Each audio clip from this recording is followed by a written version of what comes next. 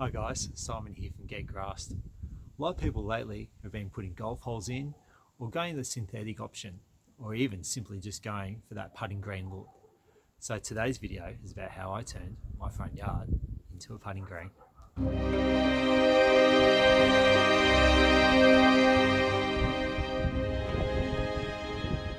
So this is what I started with, which is a pretty blank base and had a horrible coverage of weeds.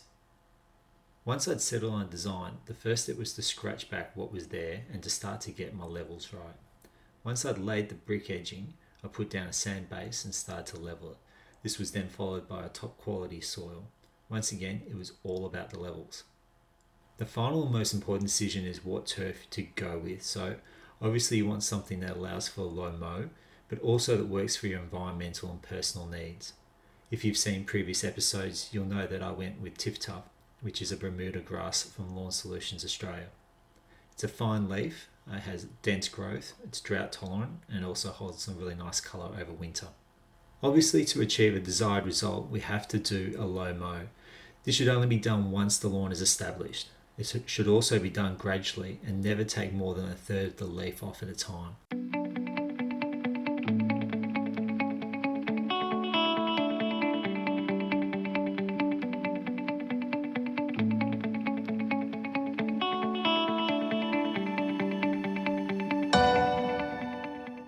Also like to mow the lawn in multiple directions to ensure a clean cut and ensure there is no long bits.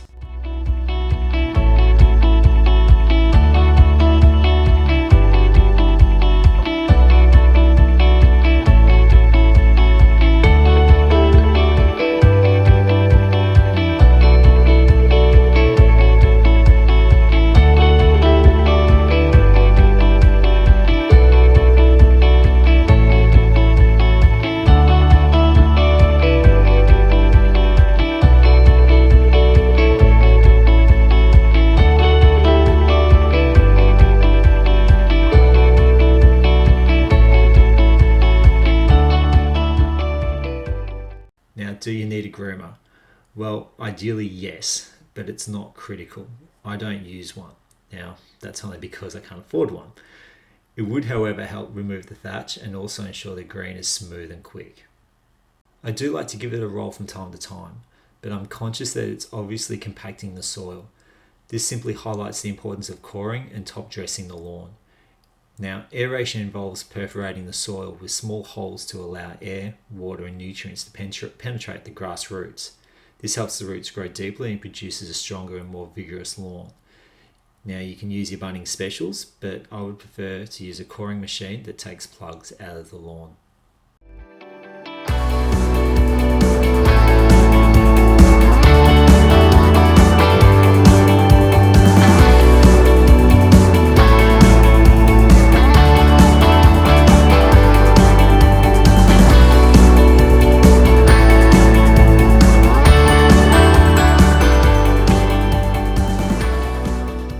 I find it's personally more reliable to measure the height of your lawn by hand.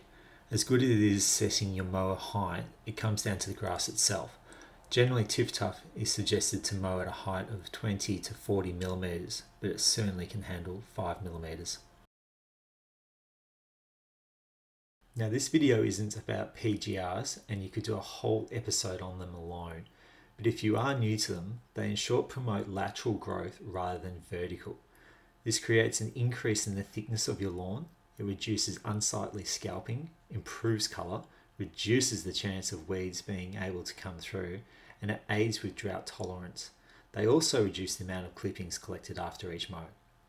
The one other factor that you'll need to be aware of is growing degree days, or GDD. This running calculation and record keeping can allow you to monitor the heat accumulation which transfers to the development of the turf. By tracking GDD, you'll be able to refine application timing based on actual weather patterns in the area.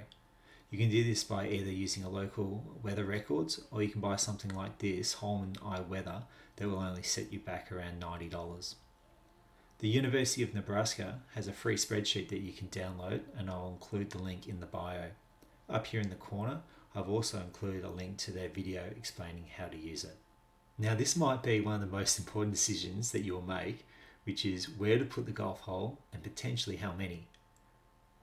To keep it regulation, the golf hole must be 4¼ inches or 108 millimeters in diameter and at least 4 inches or 101.6 millimeters deep.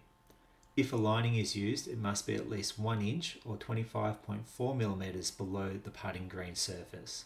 Once you've decided on the hole location, it comes down to how you cut the hole. Now they can range from price from anything from $300 to $2,000, just a little more than what most of us are prepared to pay. Now Sam Zazzolo came up with this little trick that works nicely. The only change that I've made to it is file the edges so it can go into the soil easier, and to ensure that I get the right depth, I've measured there and marked the outside. Like everything, depending on how much you want to spend, you can go and get a range of different golf holes, poles and flag options. If you're in Australia, I suggest checking out David Golf, but obviously check out your local suppliers. If you want to go for a custom flag, I used Banner Buzz. To give it that professional touch, there's 2 things I like to do. It's regularly give the hole a light trim with some scissors, and the second is to spray the hole with a white chalk paint. There are jigs and paints that you can purchase, but they're not cheap, once again like everything else, and start around $200. Now mine's pretty rough, but all I've done is cut out a stencil and got some line marking chalk paint.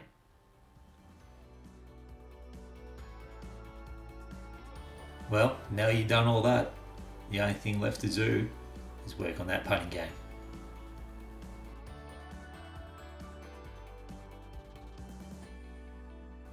If this video has helped you at all, please like, share, subscribe, and remember, if you can't be grassed, get grass can.